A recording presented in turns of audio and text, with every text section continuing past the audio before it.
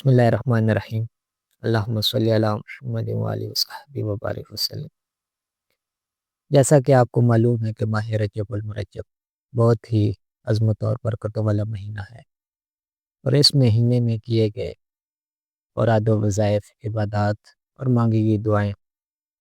اللہ پاک قبول فرماتا ہے۔ اگر اوراد و وظائف کو ان کے مخصوص ایام میں، مخصوص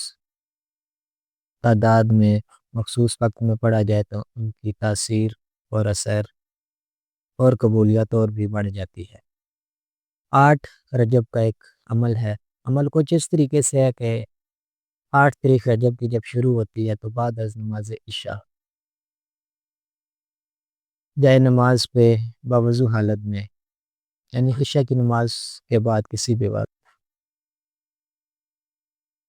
7 مرتبہ یا 11 مرتبہ درود شریف پڑھنا ہے پہلے، اس کے بعد 3 مرتبہ سورہ فاتحہ، اس کے بعد 111 مرتبہ یہ دو